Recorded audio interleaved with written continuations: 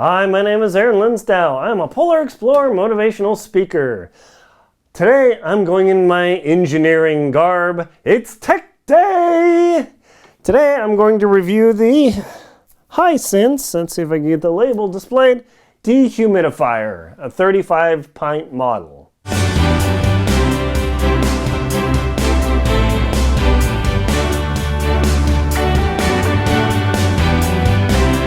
So we're here and I'm reviewing the Hisense dehumidifier. Now, just a word of full disclosure, I am not supported or sponsored by Hisense. I have no affiliation with the company. I borrowed this unit because my carpet was super soaked. I had a major water leak inside my office. As you can see here, the carpet is dry, thank goodness. I had an inch of standing water in here. No bueno, I'm sitting there typing away, contacting clients, and I look over and it's like a little micro ocean coming in. Well, whoa, that's right. So get all the water out, get it trenched out, this whole drama. And finally get it cleaned out, get the carpet cleaner people in here, and it's still moist as heck, even though they dry it out. And so the landlord, he brought over this little unit, and it actually worked pretty well. Now, I've got the big brother that I also borrowed from a friend, and it's a different manufacturer. This is a Frigidaire, this is a High Point. Just to give you an idea, when you look at the picture on Amazon, this is roughly this is a 70-pint unit, this is a 35-pint unit, just to give you an idea how big these things are, to give you a sense of scale. I used both of them. This one extracted 5.3 liters of water in, was it 2 nights of cycling? This guy extracted, I'm looking at my board there, 2.8 liters of water. So, obviously the small one did not extract as much water as the big one, but that's totally to be expected. So, what do I think of this unit? Actually, it worked pretty well. I mean, it's got all sorts of modes, high, low, filter, all this junk. But in the end, you ultimately just want this thing to suck water, not only out of the air, but out of the walls, out of the carpet, the clothing. If you've got cardboard, anything that could possibly suck up water, even wood, this will pull out water out of the room. Now, how does this work? A dehumidifier warms up some coils that condense the water, and by the heating action, I'm trying to remember, by the heating action, change the dew point, drops the dew point below the point where the room temperature can't hold water anymore, and it drains out and comes into the tank. Now, do you really care about the meteorological impact of how this works? No, you don't care. All you care about is, holy smokes, my room's wet, my carpet's wet, my clothes are dank, whatever. This unit will definitely help you along. Now, is it as powerful as this other unit, the Frigidaire? No, definitely not. This one draws, I'm looking, let's see, this one draws 4 amps. The Frigidaire draws 7.8. So virtually twice as powerful, and as a consequence, basically twice amount of water removal. Now, this one, I looked online, Amazon, I'm not going to give an exact quote, but it's between 150 and 200 bucks of cost here, but it's really not too bad. Now, given the choice, if I had a limited budget and limited space, would I buy this thing? Absolutely. This definitely falls in the something better than nothing category. If you have the opportunity, I would say upgrade, but sometimes space and money requirements set you this guy. Will this get the job done? Absolutely. It just takes longer.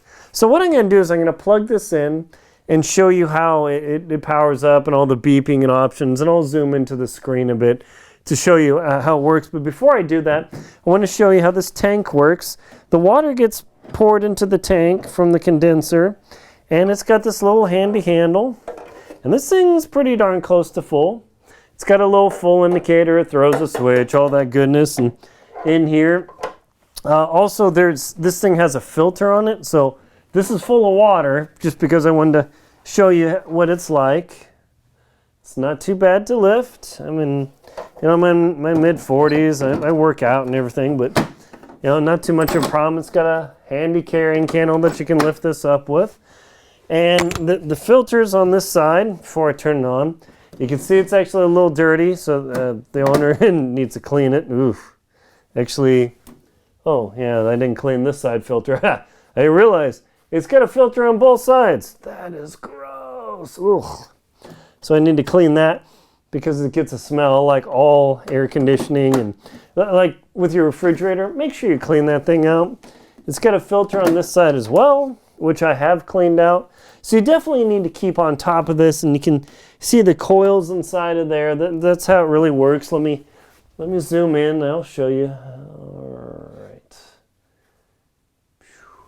Cool. I don't know if you can see in there, but it's got little cooling coils that condense the water, pull it out. This is real easy. I mean, nothing to it. Pretty easy to handle. All right, so what we're going to do is we're going to turn on the unit. First, I'm going to plug it in. It does have a straight power outlet, so it's a pretty light-duty unit. It doesn't have a right-angle, heavier one, so this doesn't really have any warnings about plugging it in, but what we're going to do is we're going to power this unit up. I'm going to show you how it works. Cool.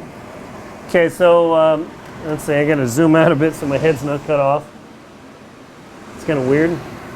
All right, so just sitting right next to it, I need to increase my voice a little bit, but it's really not too bad. Let me tilt my camera up a little more. There we go.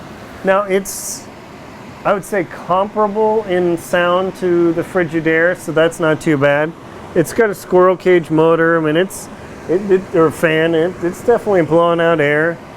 I can hear the compressor running. So you've got a power switch on this thing, and just like all shipped refrigerant items, when you get it home, do not just turn it on. You got to put it up right in the corner and let it sit, because if you tilt like your fridge back or something, the coolant runs over and it can wreck the compressor, just like with the oil. This guy has got a fan control, a high, a low, and then an auto mode. The low,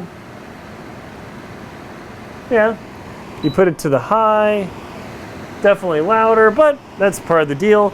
There's a clean filter indicator, like, hey dude, this is gross. It's got different modes: auto dry, continuous, manual set.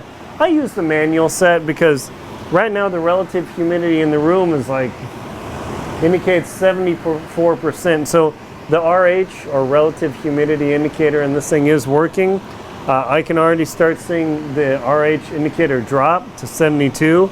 But the cool thing is I can manually say, this thing can theoretically get down to 30% humidity. That's pretty hard to achieve.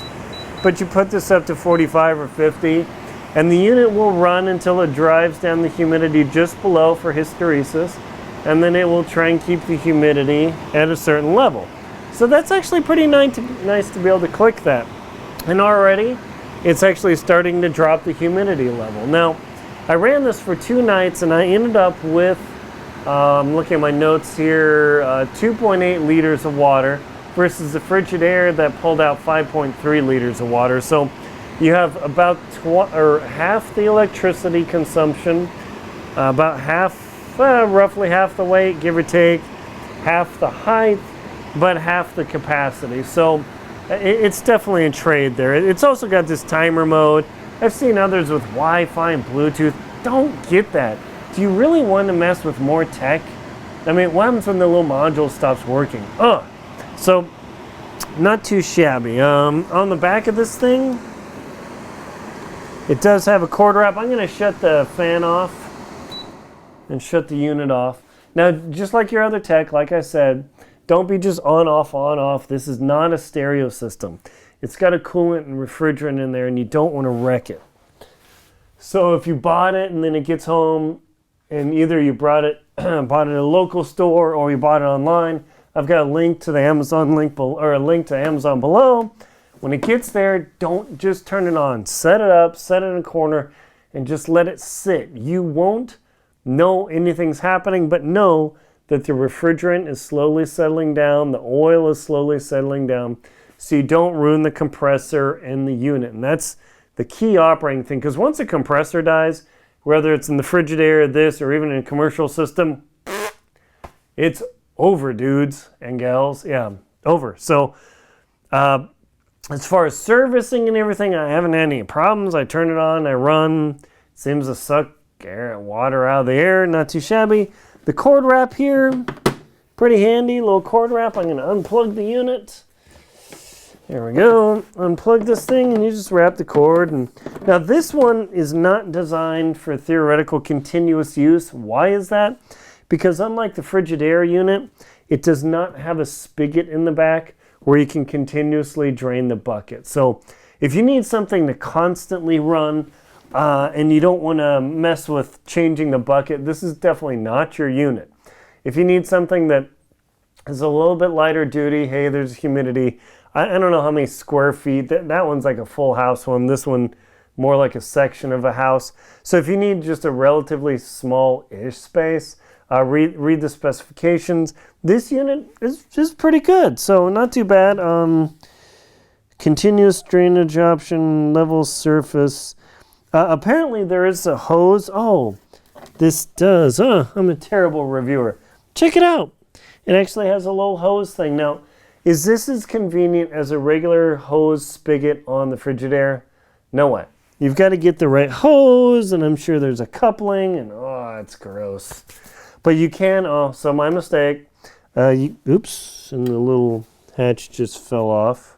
Huh, funny. So you can actually do this continuously, but it's a pretty light duty unit, so if you really need continuous coverage, great, I just wrecked my landlord's dehumidifier. Yeah, perfect. All right, good. So,